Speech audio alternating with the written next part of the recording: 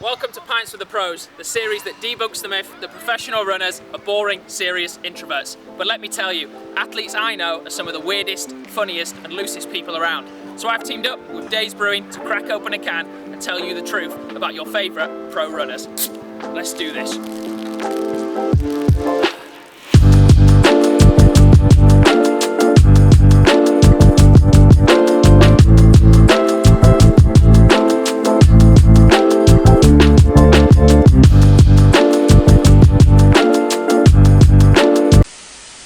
Please tell me we got that.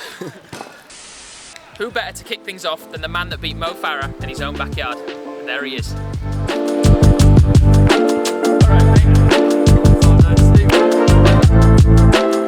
Features an older shot and man in the district, Ellis Cross, the run of his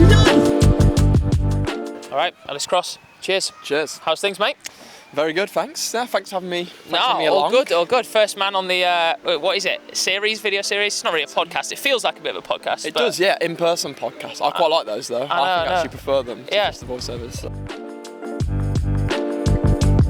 So, how long have you been signed with Hoka now? How long has it been? I was going to say recently, but you've been there a while, right? Yeah, well, I mean, I've kind of been in and out with Hoka. I mean, I signed with them back in like 2017 and then lost my contract because performances had just dropped off in 2019, 2020. And then re-signed with them after the Vitality 10K. So I've been with them now just over the year, I believe. For a lot of people to be kind of quote-unquote dropped by a brand and then to go back to them, was there any kind of like ill sentiment? Were you kind of reluctant to go back? Did you have a lot of offers and you still wanted to go back and prove yourself? How did that look? No, I mean, I've always had such a good relationship with Hoka and Chris, who's been looking after me now for a number of years. He was always looking after me anyway, in between the gap between signing the professional contract, losing it, and then going back onto the professional team. So I'd always stayed in contact with Hoka, and I'd always worn the shoes anyway, which kind of makes it, you know, perfect in that sense, that I've always believed in like their products and what they do. So I've always worn the products up until this point, signing with them. I think it is good. Obviously, in preparation for this, I was scrolling through your Instagram thinking, oh, what's he been up to? And I could see you all the way back wearing Hoka, so it's pretty good to like see the development. You're not kind of just, you know, jumped on it now, which is nice to see. So now you've got like the pro contract label and you can say, oh, Ellis Cross, professional athlete. Like, how's that changed your expectations in kind of, you know, daily life? Do you feel more of a pressure of having to act a certain way, the things that you can put out on social media? Are you thinking, oh, everyone's judging me as a professional athlete? Or are you kind of just being you, doing your normal thing? No, for sure. It is still on the back of my mind. There's no doubt about that. I feel like I've got a bit more to kind of give to people from that sense. And obviously, there's, what's the word for it? There's a bit more of a. Is it like an expectation? Expectation, yeah. There's an expectation from me in a position of being an elite athlete, and obviously with people following me, especially younger, junior athletes, that obviously they do kind of like look up to that and want to kind of, I guess, aspire to be in that sort of position, which is great. And I don't want to put out many negative things, but at the same time, just a normal guy at the end of the day. So what does that look like then? Because I know obviously this series is sponsored by Days Brewing. We're talking about kind of, you know, making healthy choices but not sacrificing on being able to socialise and have a good time. And I'm guessing for you, without trying to just shoehorn in a brand here, a lot of it looks like that for you. So I'm talking about, I know you're a big football fan. If you're going to the pub, you're having a beer, you're having some crisps, you're doing things that are maybe quite, you know, unhealthy. Are you still doing that, snapping a pic? Are you thinking, oh, I better not show people that I'm here? Like, what's the situation? No, I'm still doing it. I'm still posting it on. Obviously, Birmingham City fan. I go to as many games as possible, and I will have a beer. I just might not post the actual photo of me drinking, sinking a pint, you know. So it's more of what I'm actually doing there and then, so people can kind of see what I'm up to in like everyday life, I guess. Yeah, and what about training? Has training changed at all since you became pro? Have you got more of a long-term vision of what you're trying to do, or are you still just plodding along doing your normal schedule? No, I think things have definitely changed. I think going back to kind of like how like the stresses of being a professional athlete has what it's kind of given me. I feel like it's kind of like given me added pressure, but it's also taken away the added pressure, because obviously I was having to work essentially full time just to get by, just to literally make ends meet. So obviously I don't have to do that now because Hoka are supporting me, which I'm so grateful for. But at the same time, there is now the expectation of performing, which I don't really mind because I'm such a competitive guy. Obviously, I've just got more time now to train and focus on the performance. Right, mate, tell me, I've introduced you as the man that beat Mo Farah, all right? And I know you've been dining out on this a while, like probably down to other people more than yourself, but just walk me back through that day, kind of the race itself, roughly how it played out, and then afterwards, everything that's happened. When I speak about it now, like I still bump into people like, oh, like, are you the guy that beat like Mo Farah? And like, I like giggle inside, like, this is like so comical. And I think everything that happened after is so comical as well. Yeah. Just because like, everything just happened in such a short space of time. It's like, just go with the flow, and then it just like fades out. It's like bish bash bosh like that, and it's like I giggle now, like kind of talking about it. Obviously, I entered the Vitality as a club runner, which obviously the press got onto because I paid for my entry.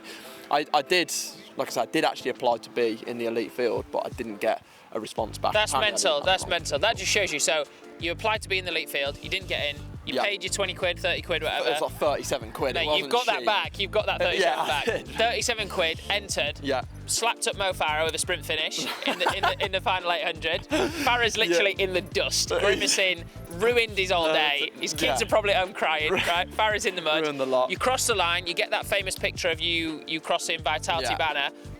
What happens then? Because I've heard you tell me before stuff about your followers going up, it getting in the sun, all this stuff. Run me through that. It was, as soon as I crossed the finish, I honestly just thought like normal race. Like, I've had a blinder, I've beaten Mo, like it's unbelievable, but like I can still go home. Do you know what I mean? Yeah. And obviously a lot of the press were there because Mo was running and on like his comeback race after doing a big stint in Ethiopia, and there was a lot of talk that he was like flying as well. Like he was in really, really good shape because I was in Fontenay at the time, he was in Ethiopia, and I was doing it.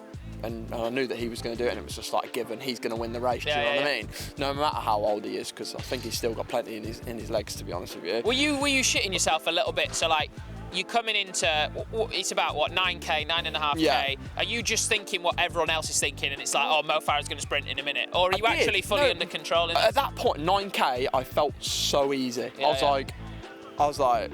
I mean, excuse my French, but I was like, shit. Yeah. Like, I'm about to be in a sprint finish. I love that. One of the greatest of all time. Do you know what I mean? Yeah. And I looked over to Sam, Agent Sam, on the side, who had come with me on the day, and he's like, so shocked. His face is just like, and I'm looking at him, and I'm like, I'm giggling. I started giggling at 9k. I was like, about to just like piss myself. Yeah. And then, obviously, we're coming towards like the finish. You take like a sharp right-hand turner at the Vitality as you're going down Birdcage Walk.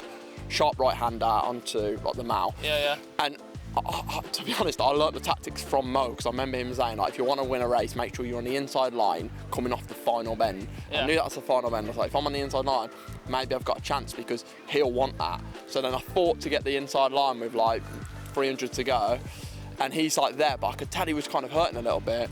And obviously I've kicked away. Put the burners on him. And you can see that on the cameras. I'm looking over my shoulder or something, like he must be coming in. Like, where is he? That is unreal. That's unreal. I can imagine those thoughts that are going through your head. Yeah. And sometimes when you're having your best races, you just become a bit fearless. And you're just like, what right did you have to take on Mo Farah on the final corner? Yeah, you could have settled for second and gone, what a day, you know, only Farah beat me, like unreal. But you just took it to him, and now, I don't want to be cliche, but in many aspects your life changed, you know, massively. there or thereabouts. 100%. You went up, what, 5,000 followers in a few days? Yeah, I went up like, it was like 5,000 like overnight pretty much. And is that when you started picking talks up with Hoka, or you know, did other brands start coming at you? Pretty much. I mean, after that I decided I'm going to commit to Sam, give him a chance. Yeah. Why not? He's one of my good mates as well, and he's done a very good job since, and then we got talking with Hoka. That's how that came around.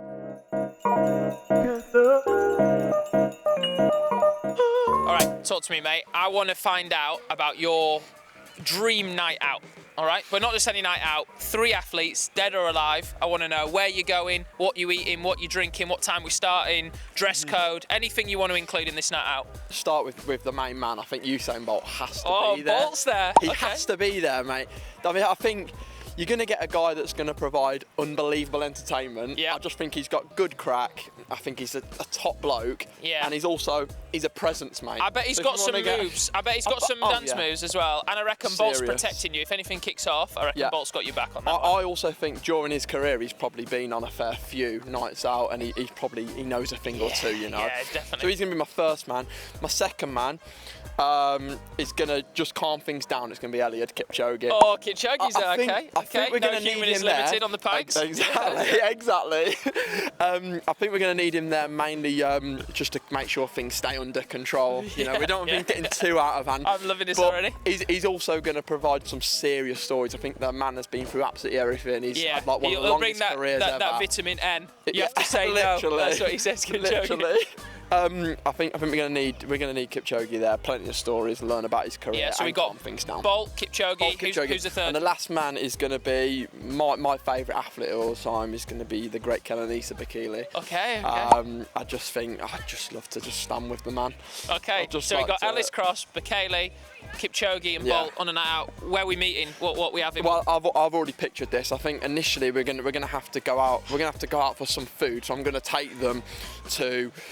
I'm probably going to take them out for a kebab early doors, just to line the stomach. I thought that might be coming. Where are we in the UK for this? We're in the UK. We're in the UK for this. I'll actually take you back to where I spent a lot of my life. Obviously, just outside of St Mary's University. We're going to Kingston. Actually, we'll probably go to Dallas Chicken for a line the stomach. Not sponsored for a line the stomach job. That is on the way out though, because we want to get into things thick and fast. Okay.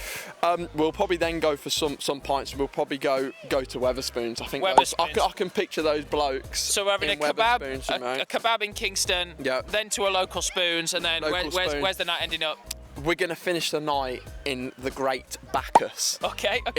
In Kingston. Speak to me, Bacchus. I've never been there. What's going on there? Arguably a public toilet. Okay. But seriously good night out. If you end up there, like you're having a great. You're having a great time. Your night's I'm excited for this one. Your night's pushed on. Do you know what I mean? It's the elite level of a night out, and just having those three there, I think will really lift the place. And I mean, the place is quality as it is, but having Usain Bolt boogieing on the Bacchus dance floor is something I've just dreamt of. I'm loving it, and you should comment below which three athletes dead or alive are you going to go on a night out with, where you're going, what you're eating, what you're drinking. Comment below, and the best one I will reach out to and get yourself some days. Mate, you've just beaten Mo Farah. Sam has kind of taken you under his wing. He said, right, we need to capitalise on this. Followers are going through the roof. You're the man of the moment. And obviously, you have now committed to Hoka. You've been in that contract and you've clearly made the decision that was good for you. I want to know, and I think a lot of professional athletes will kind of experience this, but as you start to gain some notoriety, either as an athlete or your social media following, you must get some crazy requests for either brand deals or can you promote this or do that or whatever. Just, have you got anything you can tell me about something ridiculous that you've had to turn down? Yeah, we did have a crazy one. Sam will be able to tell you the story as well. It was essentially a contract, and he's like, "Oh mate, we've had an offer come through." He's like, "You're not going to believe who it's from." I'm like, "Go on, mate, hit me with it." He's like, "It's actually quite a lucrative deal as well." He was like, "Oh, I can imagine this conversation, because I just imagine just sitting there giggling. You've just put Farah in the dust, and now you're like, okay, who's it from? Who's it from? Is it Audi? Is it Ferrari? Is it Red Bull? Who's it going to be?" We're thinking it's going to be a big name here. We've smashed it. Sam's absolutely loving it. Obviously, could be money in his pocket, and he's like, "Yeah, mate, you've had an offer from the M6 toll." I don't know what I was expecting, but it wasn't that. I don't know what I was expecting. I was thinking in my head, is it from a toiletries company or it's going to be something quite funny? The M6 toll. Okay. The M6 toll. And they're going, honestly, and these guys, they're going into garages, car garages. Imagine me going into I just pictured it, honestly, could not get the picture out of my head. The in-betweeners when he goes on work experience and he works with, is it Wolfie? Will Mackenzie, I'm here for work experience. Hello, you must be Will. Great to meet you, I'm Jim. This is Wolfie and Steve. Hi, Jim. Hi, Steve. Hello, Wolf. Wolfie. Wolfie, right, gotcha. Me going in It's I've read loads of lads magazines. Yeah. Going in there and just preaching how how to like motivate these guys whilst they're like, you know, taking a car That's wheel funny. off and stuff. Were you tempted at all by that? We were, yeah. We were actually going to sign it, and then we just didn't hear back from them. M6 Toll, if you're watching, I'm yeah. actually a free agent, so and I'm a motivational guy, so get in touch. Just want to say a massive thanks to Days Brewing for sponsoring this video and the rest of this series. I've always wanted to do more for the sport, showcase athlete personalities, really do something a little bit different and not just your same old boring interviews, and Days have given me the chance to do it. They've just brought out this brand new pint bottle as well as the cans that you've seen me drinking.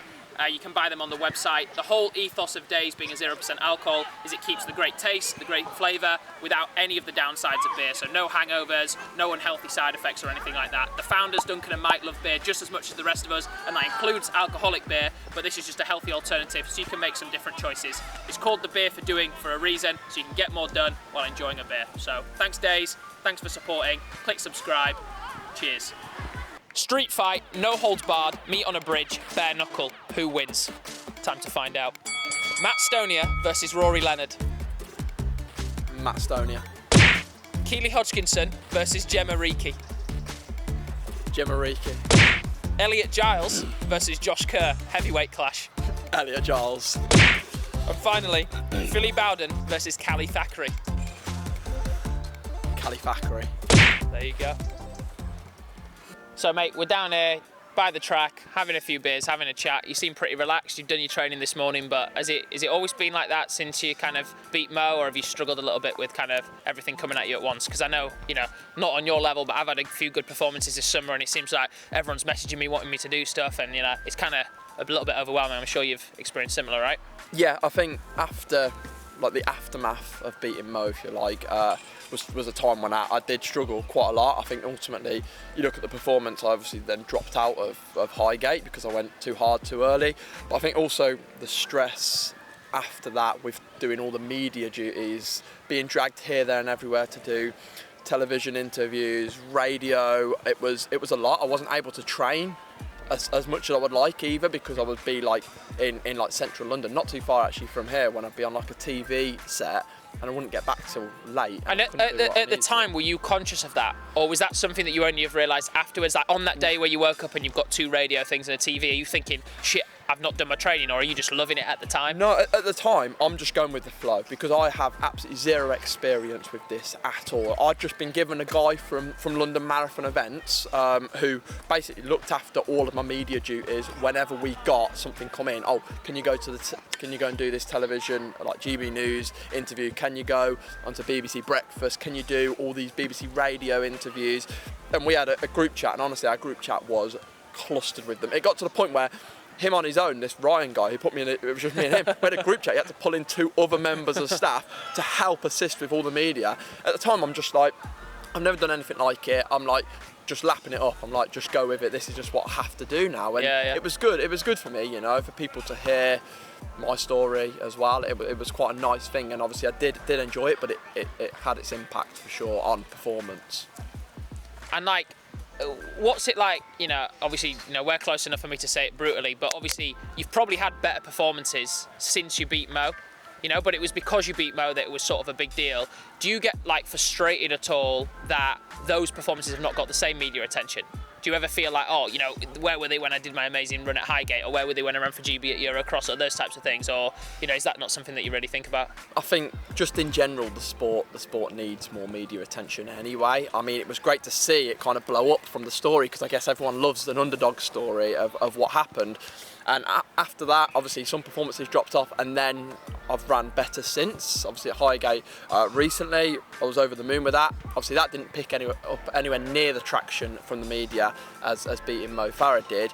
But for me, I knew it was always going to kind of like fade out from that, so that's why I just kind of enjoyed that moment, enjoyed those few weeks of doing the media duties and what have you. But ultimately, I think obviously the sport is craving, I guess, a lot more attention across like social media outlets, and people deserve to kind of like be able to tell their stories, because they're not just people that can run, they are human beings, you know, with personalities. Inspirational.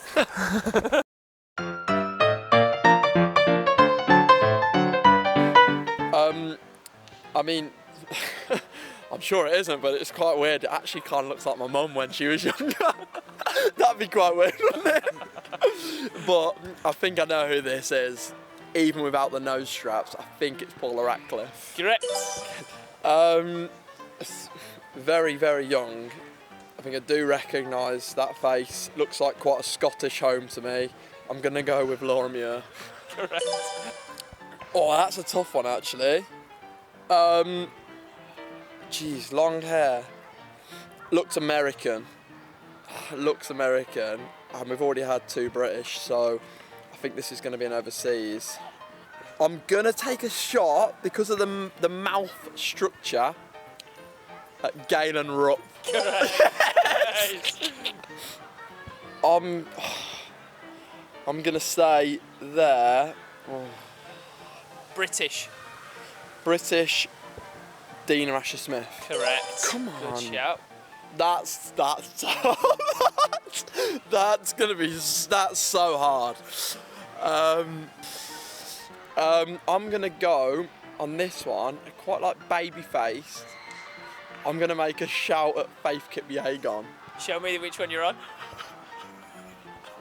That's Usain Bolt. Ellis, mate, thanks a lot for coming on, much appreciated.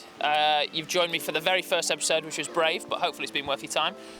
Where can people expect you next on the racing scene, on the social scene? You know, we've got the big night out with Usain Bolt to plan, but before then, what's coming up? Yes, I'm going away on a training camp this Wednesday, actually. So 3 weeks, I'm going to go away, and I'm going to come back 2 days before the big half in London, and take on Mo Farah again. Actually, he's in the starting lineup, so that'd be good to see. So I'll be there, and obviously socials, you can catch me on Ellis Cross on Instagram. Love to hear it, mate. Mo Farah, if you're watching this, watch out. So, thanks very much for watching Pints with the Pros. This is the series that's bringing you athletes behind the scenes, what they're really like, and I think today we started with a bang. As a reminder, you can use code Callum20 to get 20% off everything at Days, and let us know in the comments below who you want on the next episode. Cheers.